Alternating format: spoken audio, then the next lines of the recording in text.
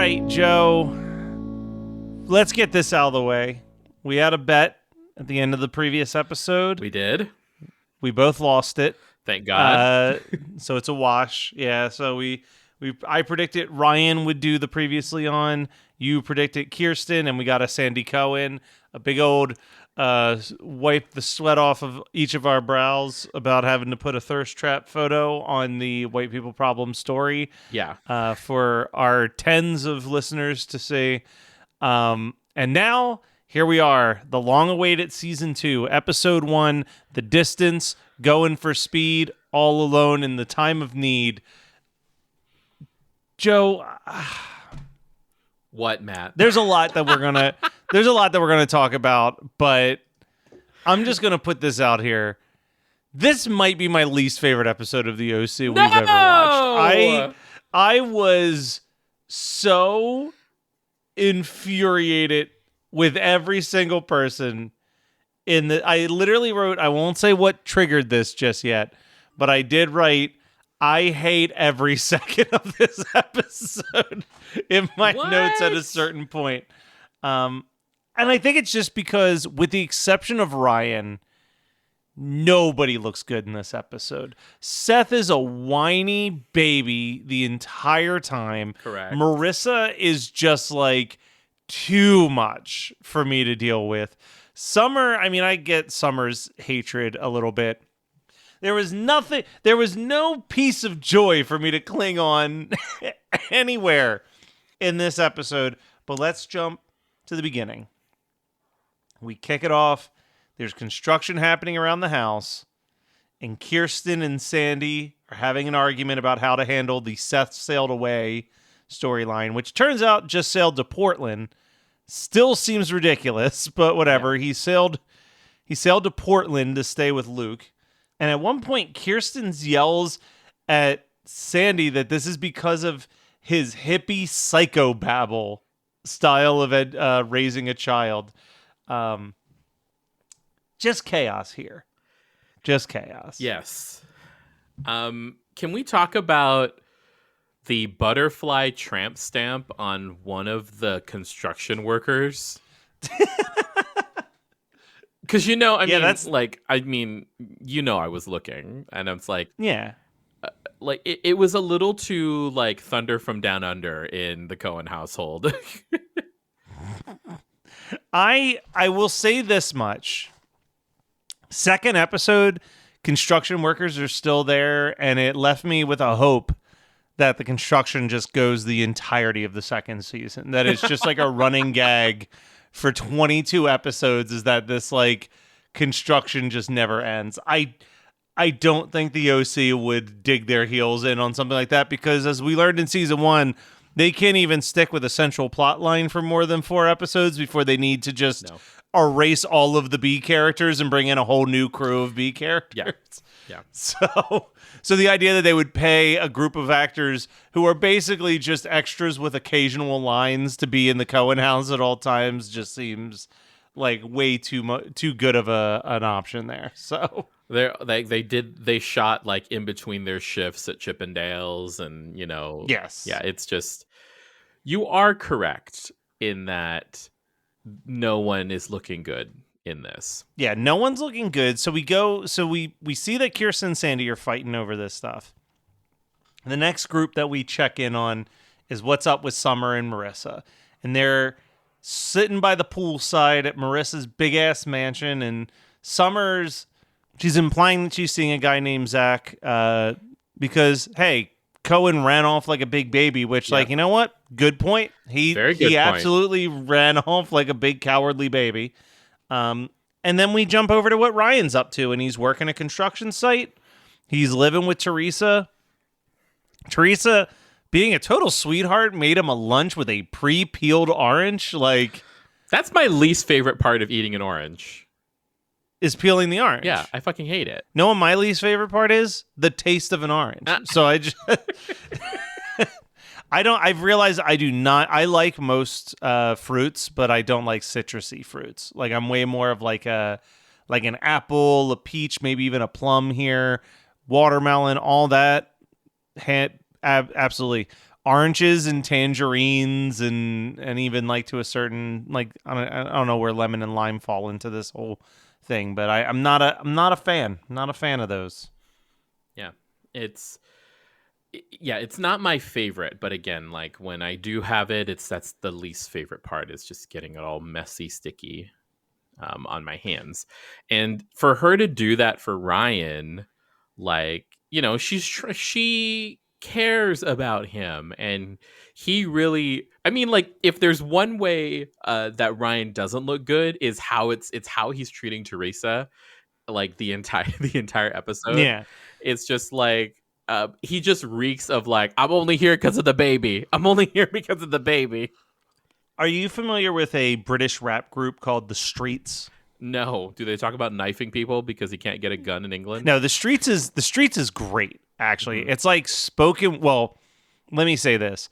The Streets is one of those groups that you will either listen to it and be like, this is the best shit I've ever heard in my entire life, or you will think it is complete garbage and hate every second of it.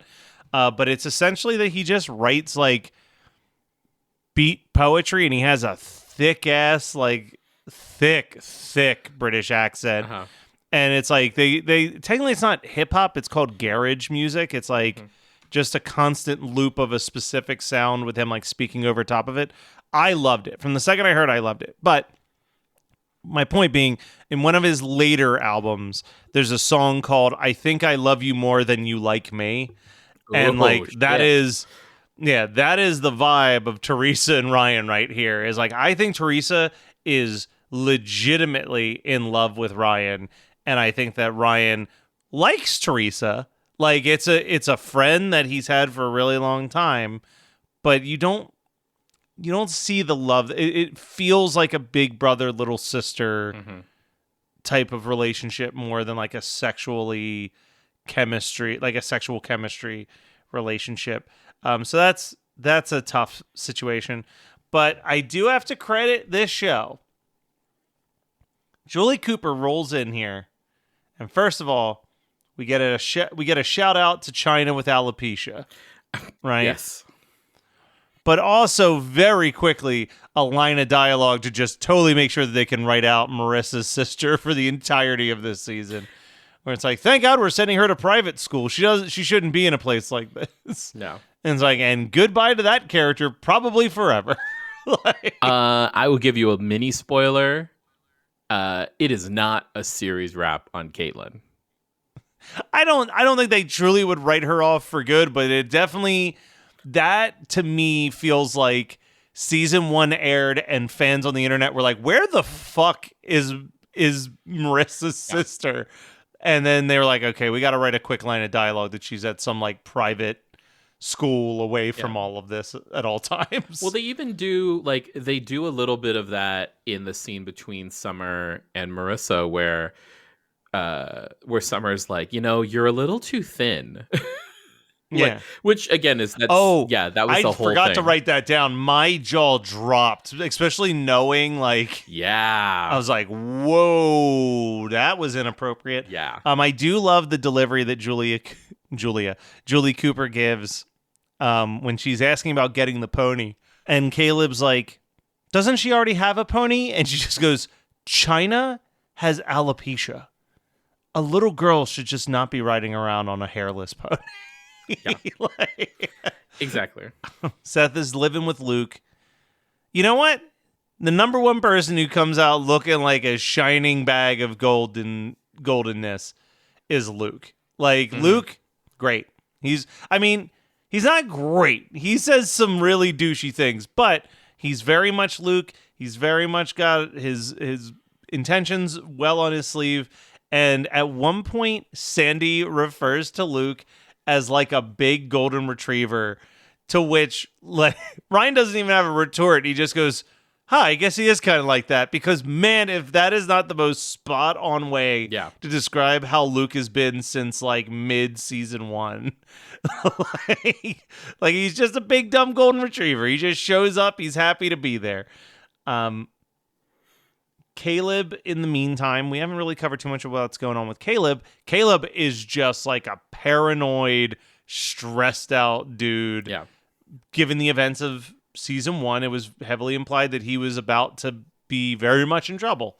Yeah. And now he's kind of like looking over every shoulder, thinking the phones could be tapped. Level of craziness. What does Julie call him? Nixon? It's like, okay, Nixon. Yeah. I mean, the fact that like he is, that things are bad when he is like leaning on Sandy. Yeah. A lot. Like a man who he cannot stand. Yeah. And this is where all of our characters, all of our beloved characters, these are the spots they are on the chessboard. Now let's kind of just move through the motion. So we got Seth. He's hanging out with Luke.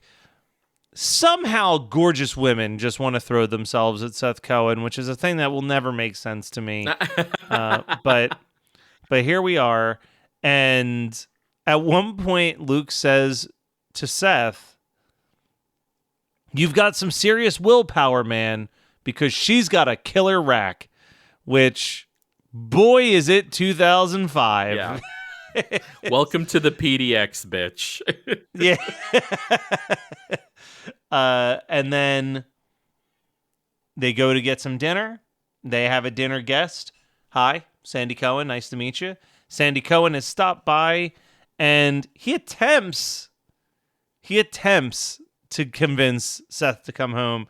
And when Seth is a total piece of shit during this diner, Sandy turns on the anger and is just like, "You're being a rude, spoiled brat," like just dropping straight facts. Mm-hmm. I do love how sad Luke is that there's no water polo team up there at the Portland school that he's going to, though. Which Seth is a douchebag about. Even there, the guy who's opened up his home to this ungrateful nerd, and he's making fun of his housemate for not being able to play water polo, a sport that he's clearly quite good at. Yeah. Yes. I wrote, "I truly hate every teenager on this show." And that was inspired by a scene in which Julie Cooper goes to try to get Marissa to go with them on plans that they've made, but she won't stop listening to her music. And when Julie Cooper asks her if there's something wrong, Marissa just screams dramatically and then starts throwing stuff in the pool. And I was just like, this is too much.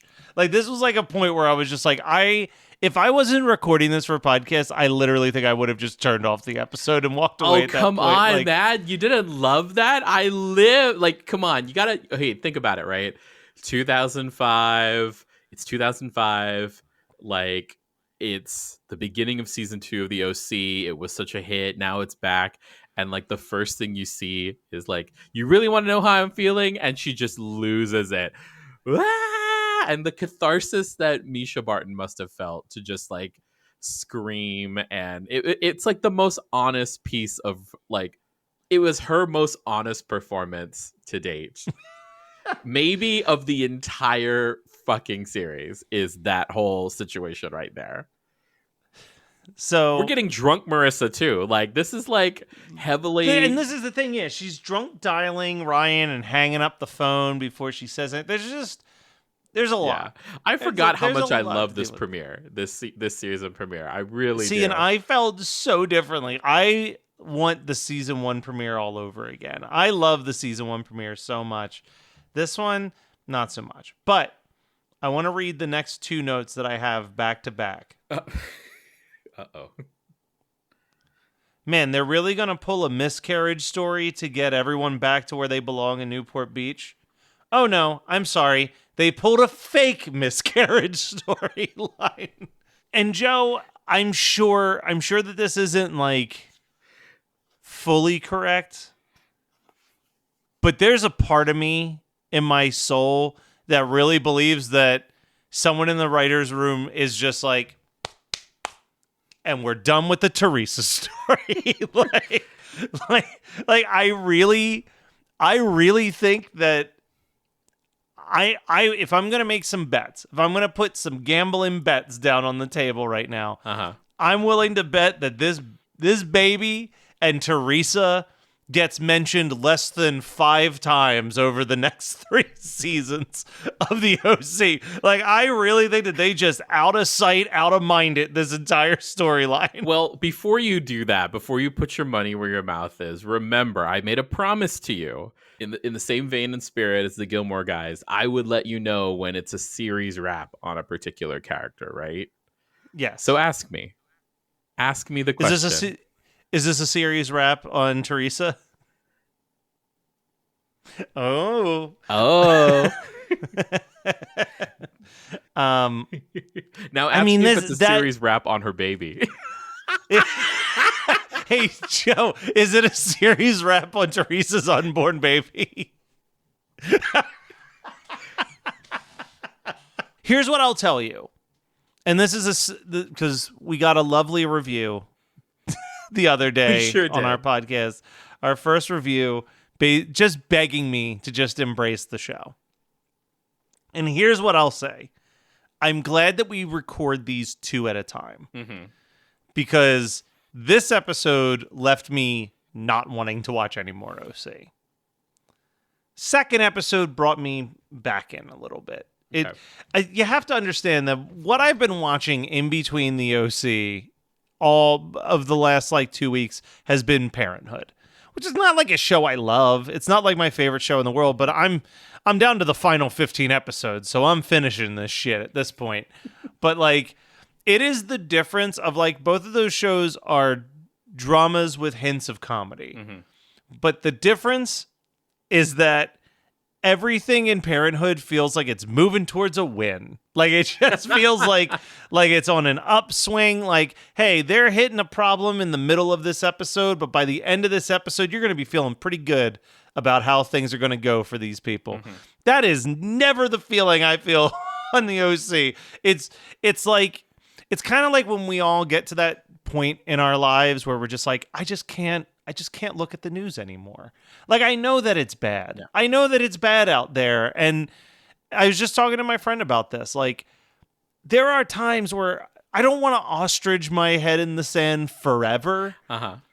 But there's this certain point where it's don't send me this news story. Don't send me this news story about a thing happening in a state that I have no control over any of the decisions making there. And now I'm angry, but still feel defenseless in being able to do anything to fix what has made me so upset and angry.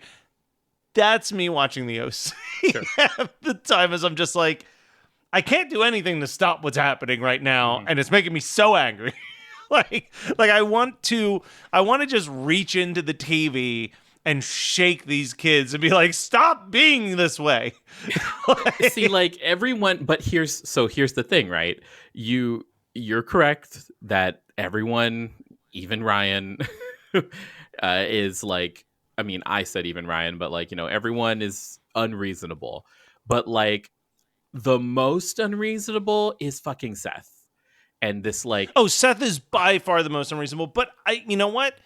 I do have to give some shit to Ryan because goddamn, I don't care if you were not in love with the person that you were about to have a baby with, but if that person calls you while you're away and you've been living with them and they're just hey, I've got some hard news to tell you, but we lost the baby. And it's okay, I'll be there right away. And she's well, I think that the only reason you were here was for this baby, so I think we should just break up. He's just okay, burn all my clothes. I'm going straight to Newport Beach. He packed his entire life in that satchel. Ryan is that boy could not wait for any excuse to get the fuck out of Chino and back to Newport Beach. But yes, Seth is absolutely the most unreasonable, frustrating, infuriating character in this episode. So much so that I spent a good portion of the next episode just being yeah, fuck you, Seth. Even though he didn't really do anything that infuriating, I was just still so mad at him. Fuck you. Oh, you want to start a comic book club? Fuck you. Yeah. Go to hell. Piece of shit. Piece of whiny shit. Wow. I looked up to you. We were all rooting for you. Yeah. No, not the Tyra reference. When my mother yells at me, it's because she loves me. Oh, God damn it. Joe, God, I'm sorry. I was just so excited to be back in season 2 that I'm watching this and I was like, yeah, this premiere is fucking awesome. It's wild. She's like, drunk Marissa's back. She's fucking the gardener. Like, She's not fucking the gardener in this episode. Damn yet. it. Okay. Well, Yeah. Damn it. And he's the lawn boy. Show respect. Yeah. The yard guy. No, not even he's the yard guy. With those Jesus Christ. Those awful American Eagle Aeropostale cargo shorts. We'll get into that. I think next episode could have just been called Marissa's Messy, because that's the central plot of that whole thing. Correct. Well, we're back in Newport Beach as the episode ends. That's the other fucked up thing. Not only does this fake miscarried baby give Ryan the okay to go back to Newport Beach, but then Seth's just like, okay, I'll come with. This is all I've needed is for your baby to die for me to go back to my parents. It's also a little okay, I'm going to say this in the most loving, affirming way as a member and also as a member of the LGBT community. But it's a little broke back how Ryan is gonna the cut the interstitial cuts between Ryan slowly going to the taxi and he puts his hand on the thing and then Seth runs to him and they meet at the door, and in my mind I'm like, yeah. Kiss, just kiss, just kiss, just kiss. It's what we want to see. There's a whole lot of problems that I have with this, because I also feel like legitimately no one is sad enough that Teresa about lost the baby. Yeah, absolutely no. Luke and Seth are reacting to this news the same way you find out the item you want it to get at the fast food restaurant has been discontinued. Wow. They're just oh man. Teresa's baby's the McRib. Yeah, they're like, no, I thought I still had time. But Teresa's baby's an Egg McMuffin at 11 o'clock. Yeah, 11:05. You're like, son of a bitch! It's all the traffic's fault. Well, I better get out of this line and go to fucking Wendy's. What's up, everybody? This is Brian here to tell you about our podcast, Bingetown TV. Our hosts include 7 best friends with a love for all things television. We cover a range of genres with a focus on fantasy and sci-fi, but also dip our feet into drama, horror, comedy, and pretty much anything we think is good television. We use the traditional deep dive formula for new live shows that are released week to week, but our calling card is our Rooks and Vets and Pitchtown TV series. Rooks and Vets pairs 2 of our hosts that have seen a show with 2 of our hosts that have not seen a show. Pitchtown TV is when we have a special guest pitch us a show by having us watch the pilot and trying to convince us to watch the rest. If you're craving more content on some of your favorite TV shows, then you should listen to Bingetown TV. Find us on our website at bingetowntv.com, the Apple Podcast app, Spotify, or wherever else you may find your podcast. Let's talk about some music. I need to be cheered up. Nothing like the OC soundtrack for upbeat, cheery pop jams. So this episode we get Somersault by 07. It's playing while Marissa and Summer are chilling by the pool. We got You Got Me All Wrong by Dios Melos, which plays when Ryan is walking around at Teresa's house. Eastern Glow by the album Leaf, when Marissa is drinking at the beach and dials up Ryan. And All the Arms Around You by Halloween Alaska is our closing song as Seth and Ryan try to plot out their story that they'll tell people of what brought them back to Newport Beach. Joe, kind of underwhelming track list today. I'm curious what jumped out at you. It was the song where Ryan and Teresa are walking around aimlessly in their, You Got Me All Wrong. Yeah, in their house that's the house that they share, but there's no love between them.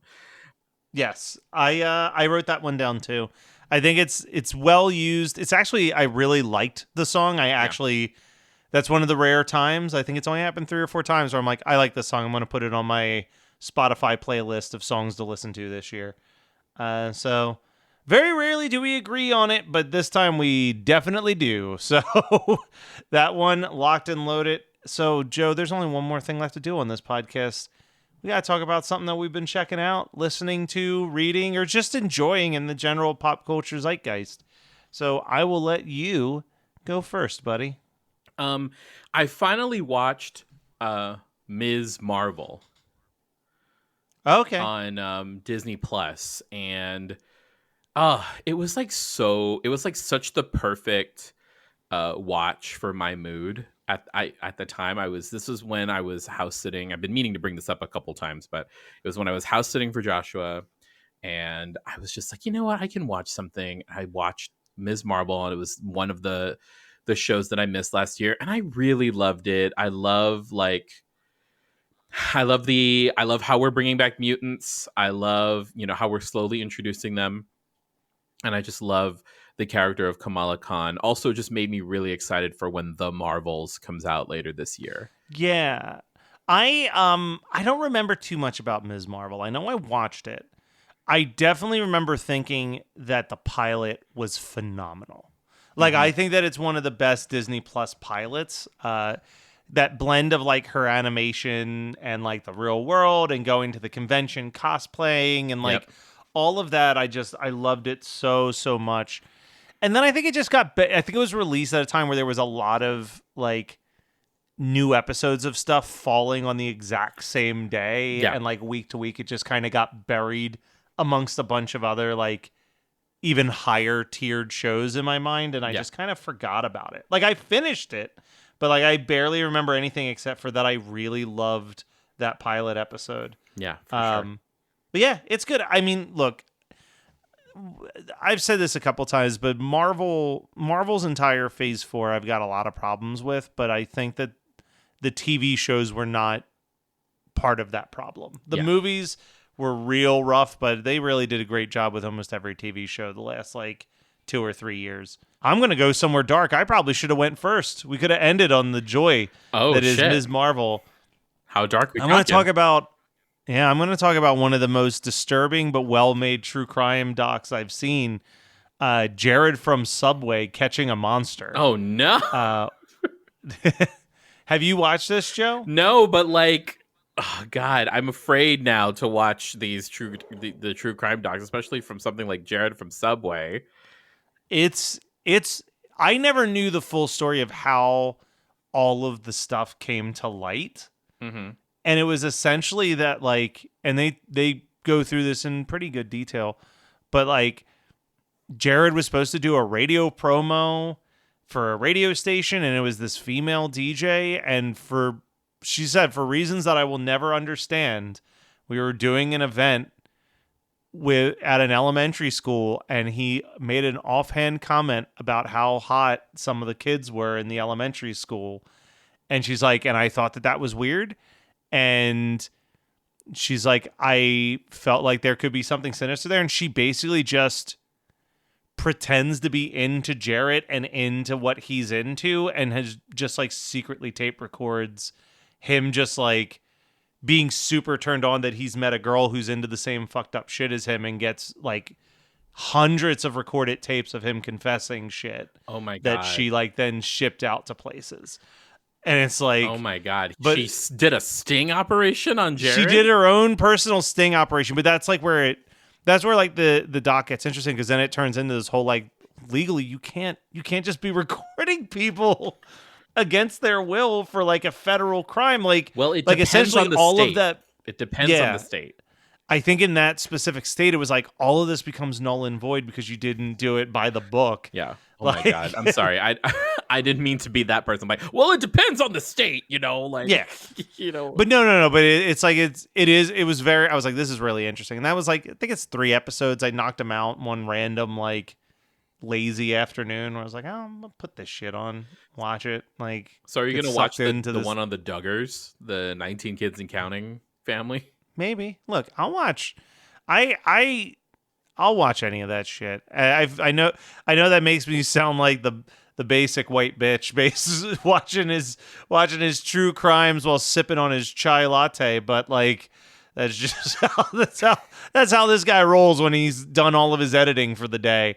But yet I think it's really well. I think the Jared one is well made, and it's not an easy watch. Are you watching? I regret putting it on my list, actually. Are you watching The Ultimatum, the queer version?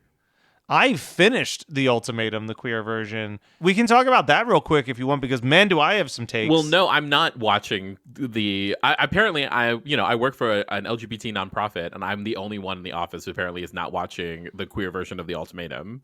Here's what I'll say about the queer version of The Ultimatum. And this is coming from a straight white man, so take this with a grain of salt. All right, hold on. I'm going to stop listening.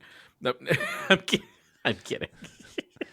I feel like Netflix is pulling a real have their cake and eat it too move here, where it's like, look, we're being inclusive by doing an ultimatum show with only hot lesbians making out with each other. Like, it just feels like it's very like we're being inclusive, but we're still making sure that we're thinking of what the men want to watch. Yeah. And like, let's be honest, Joe, you and I have a very open relationship about these types of scenarios.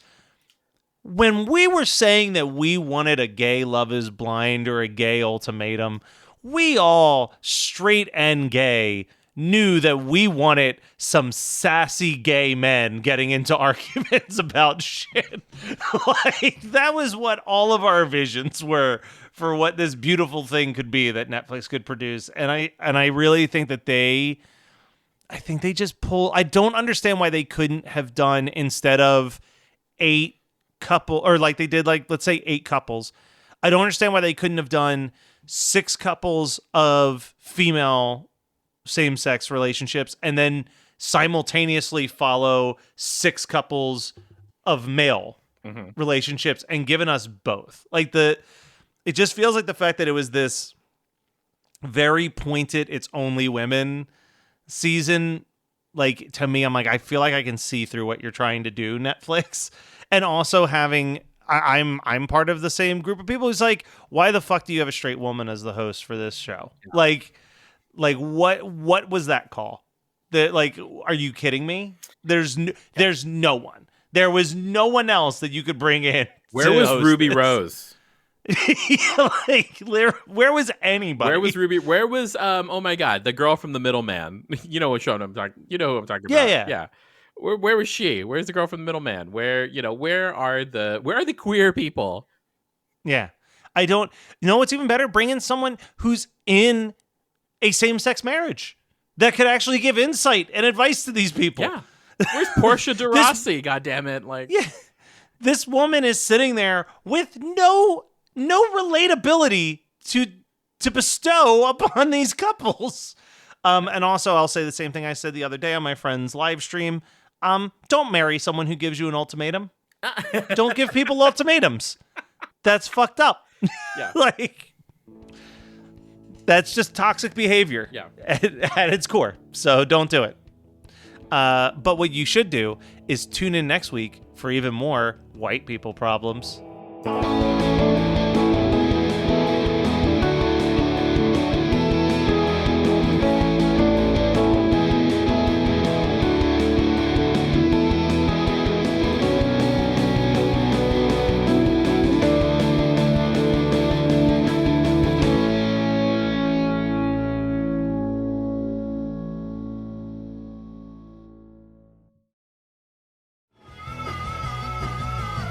You're listening to the Geekscape Network.